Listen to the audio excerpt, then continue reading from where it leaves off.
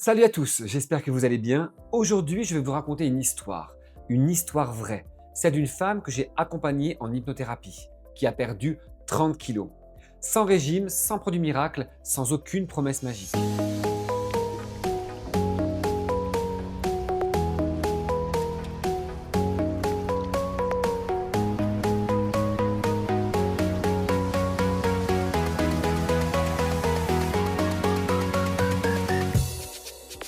Mais avant d'aller plus loin, je veux préciser quelque chose d'important. Ce que je vais vous partager ici, c'est un cas spécifique. Chaque personne est différente, chaque corps, chaque histoire, chaque émotion est clairement différent. Ce n'est pas une méthode universelle, c'est un exemple concret de ce qui peut se produire quand on s'attaque à la vraie cause d'un blocage, à la racine. Cette cliente avait déjà tout essayé, des rééquilibrages alimentaires, des régimes, du sport régulier. Mais malgré tous ses efforts, son corps refusait de lâcher des kilos. Et c'est là qu'on a compris que le problème n'était pas dans son assiette, mais dans ce qu'elle portait à l'intérieur d'elle. Grâce à un questionnement stratégique et thérapeutique, j'ai identifié quelque chose de bien plus profond. Des traumatismes non digérés, des deuils non faits, des événements qui laissaient un poids émotionnel énorme sur ses épaules. Pendant plusieurs séances, on a travaillé à désensibiliser ses blessures, à libérer ce qui restait coincé, à alléger ce qu'elle portait sans le savoir, et quelque chose d'incroyable s'est produit. Au fil des semaines, sans changer radicalement son alimentation, son corps a commencé à lâcher, naturellement, sans lutte et sans frustration. C'est comme si, en libérant ce poids émotionnel, son corps avait enfin compris qu'il pouvait se relâcher. Et les kilos ont suivi, un par un, dans un rythme sain et physiologique. Mais le plus intéressant, c'est ce que ça révèle sur le lien entre nos émotions et notre corps. Parce que ce qu'elle a vécu, des milliers de personnes le vivent sans le savoir. Elle porte du poids qui n'a rien à voir avec la nourriture. Et dans cette vidéo, je vais te montrer ce qui s'est vraiment passé dans son cerveau. Pourquoi la volonté de seule ne suffit pas et comment l'hypnose permet parfois de déclencher ce genre de transformation. Reste bien jusqu'à la fin de la vidéo parce que tu vas peut-être comprendre pourquoi toi aussi ton corps résiste et surtout comment il peut enfin apprendre à lâcher. Mais avant qu'on plonge dans le sujet, pense à t'abonner si tu aimes comprendre comment ton cerveau fonctionne vraiment. Ici on parle de psychologie, de neurosciences et d'hypnose, mais surtout de toi. Et si tu veux que YouTube te propose plus de contenu utile comme celui-ci, mets un pouce bleu, ça change tout pour la chaîne. 30 kilos en moins, sans régime, sans pilule miracle, sans promesse magique. Et pourtant, c'est bien ce qui s'est passé. Pas à cause d'un nouveau programme ou d'un plan alimentaire révolutionnaire, mais grâce à quelque chose de beaucoup plus profond, l'état d'hypnose. Aujourd'hui, je vais te raconter cette histoire vraie, celle de cette femme que j'ai accompagnée et qui a vécu une transformation physique et émotionnelle incroyable. Mais avant de te la raconter, je veux te dire une chose importante. Ce que tu vas entendre ici, ce n'est pas une formule miracle. C'est le récit d'un parcours humain, d'un changement intérieur et d'une libération émotionnelle qui a tout déclenché. Je préfère le dire tout de suite. L'histoire que je vais partager, c'est un cas précis. Comme je te l'ai dit, chaque personne est différente, chaque corps réagit différemment, chaque parcours de perte de poids a ses propres causes, ses propres blocages et ses propres émotions.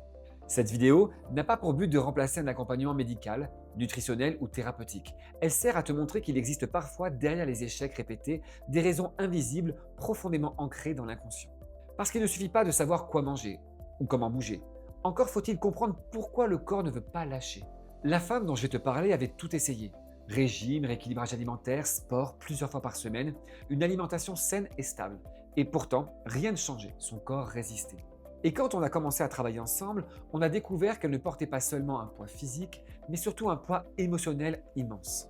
Grâce à ce questionnement thérapeutique, on a identifié plusieurs traumatismes non digérés, des deuils non faits et des événements anciens encore lourds à porter. Et c'est en travaillant sur ces blessures, en les apaisant une à une, grâce à l'hypnose, que son corps a commencé naturellement à se libérer. Et c'est de cette histoire que je vais te parler aujourd'hui, de ce lien invisible entre ton mental, tes émotions et ton corps, et de la façon dont l'hypnose peut parfois réécrire ce dialogue intérieur. On va l'appeler Camille, elle a 38 ans, 2 enfants, et comme beaucoup de personnes que j'accompagne, elle connaissait déjà tout sur la perte de poids. Elle savait quoi manger, elle faisait du sport, elle avait testé des régimes, des rééquilibrages alimentaires, même le jeûne intermittent. Mais malgré tous ses efforts, son corps refusait de lâcher. Quand elle est arrivée, elle m'a dit une phrase que j'ai beaucoup entendue. Je sais exactement ce qu'il faut faire, mais je n'y arrive pas. Et ça, c'est le point de départ de beaucoup d'histoires comme la sienne. Parce que souvent, ce n'est pas le corps qui bloque, c'est ce qui le protège.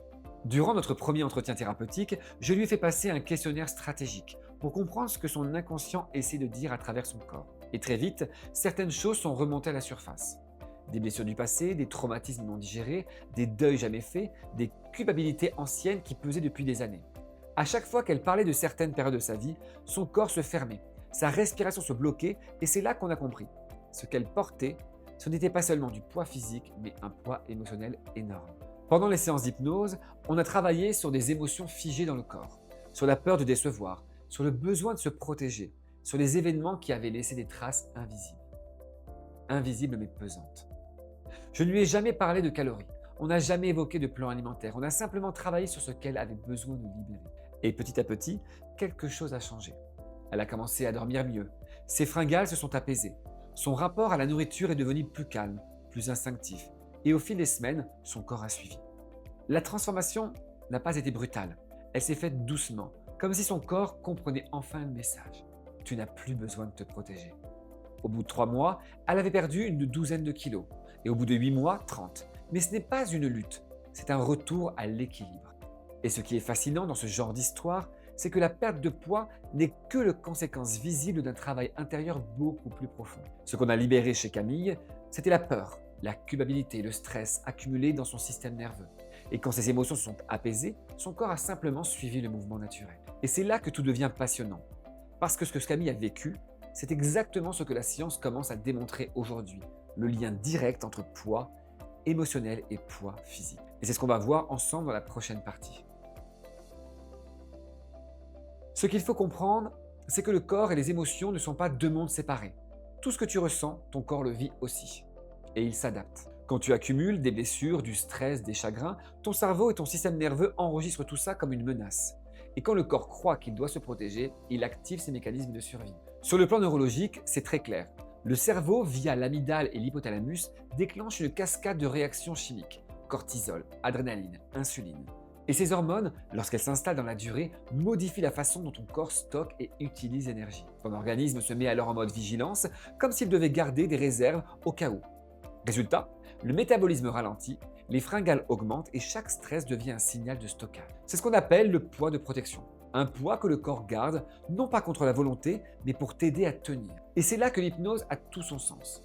Parce qu'elle permet de parler directement à cette partie du cerveau qui ne comprend pas les mots volonté ou raison, mais qui réagit aux émotions, aux symboles et aux images. Quand tu libères une émotion bloquée, ton système nerveux reçoit enfin un signal. Le danger est passé. Et à ce moment-là, le corps peut commencer à se relâcher, à lâcher le contrôle, à lâcher le poids. Ce lien entre poids émotionnel et poids physique, il est beaucoup plus fréquent qu'on ne le pense. Chez certaines personnes, le corps garde des kilos comme un souvenir, ou même comme un moyen d'exister. Et quand on vient apaiser ce poids invisible, le corps se remet alors à fonctionner naturellement. Parce qu'il n'a plus besoin de se défendre, tout simplement. Et c'est exactement ce qu'a vécu Camille. Le jour où elle a cessé de porter le poids de ses émotions, son corps lui aussi a pu enfin se libérer. Et dans la suite, je vais te montrer comment on peut aider le cerveau à enclencher le processus de changement grâce à une méthode simple et structurée. La méthode en 3 axes qu'on a utilisée ensemble avec Camille. Dans le cas de Camille, on a utilisé une méthode que j'emploie souvent en hypnothérapie et qui repose sur 3 axes fondamentaux, 3 étapes qui, ensemble, permettent de rétablir le dialogue entre le corps, les émotions et le cerveau. Premier axe, identifier le vrai blocage. Avant de commencer toute séance, je fais toujours un travail de décryptage, un entretien stratégique, thérapeutique, où on ne parle pas de poids ou de régime, mais de ce qui se cache derrière. Chez Camille, c'est là qu'on a compris que son corps retenait, qu'il n'était pas contre elle, mais qu'il essayait de la protéger de quelque chose qu'elle n'avait pas encore apaisé. Et c'est là toute la différence.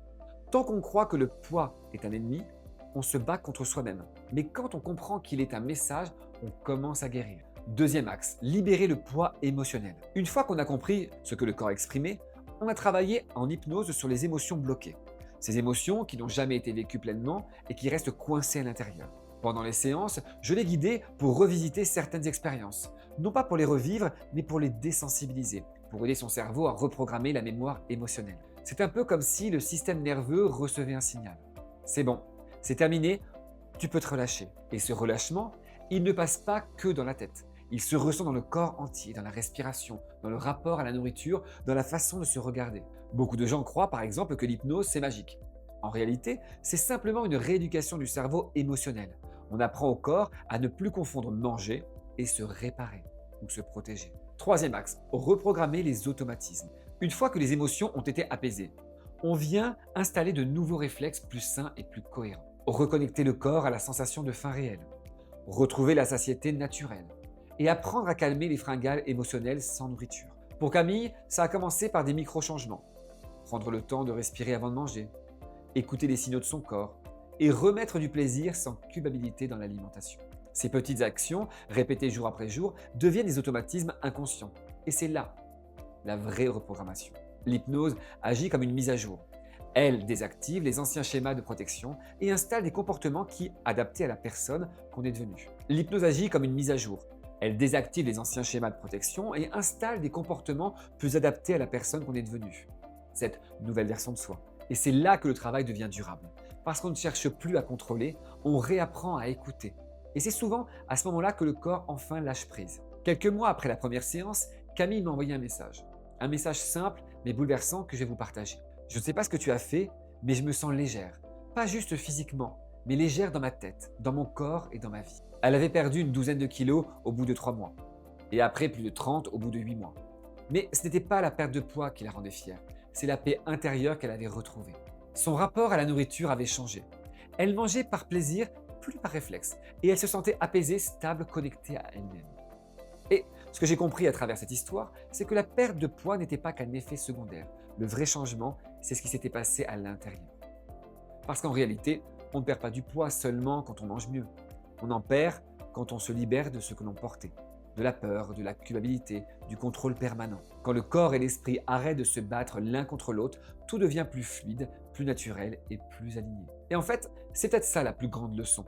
Le corps ne trahit jamais, il parle. Et quand on apprend à écouter ce langage, on peut transformer bien plus que son apparence. L'hypnose, dans cette histoire, n'a pas été une baguette magique. Elle a simplement permis de réconcilier Camille avec elle-même, de faire la paix avec son passé et de la laisser son corps redevenir un allié. Alors, si toi aussi, tu sens que ton corps bloque, que tu as tout essayé, sans comprendre pourquoi ça ne fonctionne pas, peut-être que la question n'est pas quoi faire, mais qu'est-ce que mon corps essaie de me dire? Et c'est précisément ce qu'on va voir dans la prochaine vidéo, comment l'hypnose aide à perdre du poids. Parce que derrière cette transformation, il y a un mécanisme neurologique fascinant qui explique pourquoi, parfois, le simple fait de libérer une émotion peut transformer tout un corps. Tu vois, perdre du poids, ce n'est pas seulement une question de régime ou de volonté, c'est une question de sens, de lien entre ton corps, ton esprit et ton histoire. Et quand on comprend ce que le corps essaie de dire, on arrête de lutter contre lui. Et c'est souvent, à ce moment-là, que des changements commencent. Camille n'a pas seulement perdu 30 kilos, rappelle-toi. Elle a retrouvé la paix avec elle-même. Et c'est ça le vrai succès. Dis-moi en commentaire, selon toi, ton poids vient plus de ton corps, de ton mental ou de tes émotions? Je lis vos messages et parfois vos réponses inspirent directement mes prochaines vidéos. Alors n'hésitez pas. Et si cette histoire t'a parlé, mets un pouce bleu. Abonne-toi à la chaîne et active la cloche pour ne pas manquer la suite. Parce que dans la prochaine vidéo, je vais t'expliquer scientifiquement comment l'hypnose agit sur le cerveau et pourquoi elle peut réellement transformer ton rapport à la nourriture. Et si tu es encore là, c'est que tu as déjà fait le premier pas en fait. Tu t'es intéressé à une manière de pouvoir se débarrasser de ce poids. Et du coup, tu as déjà décidé d'essayer, de comprendre, de changer quelque chose et crois-moi, c'est déjà énorme. On pense souvent que la volonté, c'est forcer, lutter, se battre. Mais la vraie volonté, c'est celle qui vient du cœur, celle qui dit « j'en ai assez de souffrir ». Et rappelle-toi, tu n'as pas besoin d'être parfaite, tu n'as pas besoin d'avoir la motivation tous les jours. Tu as juste besoin d'avancer, même un tout petit peu, dans la bonne direction. Chaque fois que tu fais un choix différent, chaque fois que tu dis non à ce qui te fait du mal, chaque fois que tu prends soin de toi, même juste un peu, tu redeviens maître de ta vie. Et tu sais quoi? Tu mérites ce changement. Tu mérites d'avoir un corps dans lequel tu te sens bien, une tête légère, une vie qui te ressemble. Alors oui, ce sera peut-être lent. Il y aura des jours où tu douteras, mais tant que tu continues à te relever, tu gagnes déjà. Mais surtout, ne sous-estime jamais la force qu'il y a en toi. Tu n'as pas besoin d'être quelqu'un d'autre, tu as juste besoin de te retrouver. Et crois-moi, quand tu commenceras à le faire, tout ton corps, toute ta vie vont suivre. Même si je ne te connais pas, sache que je crois en toi. Et toi aussi, tu peux commencer à y croire. Un pas après l'autre, doucement mais sûrement. D'ailleurs, reviens quand tu veux, je suis là et je ne te lâche pas. Si cette vidéo t'a appris quelque chose ou t'a fait réfléchir, fais-le moi savoir. Un like, un commentaire, un partage, ce n'est pas grand-chose, mais ça permet à ce message d'arriver à d'autres qui en ont peut-être besoin. Et surtout, Abonne-toi, parce qu'ici, chaque semaine, on décrypte ton cerveau, tes émotions et tout ce qu'on ne t'a jamais expliqué à l'école. Et rappelle-toi une chose, ton corps ne te trahit pas.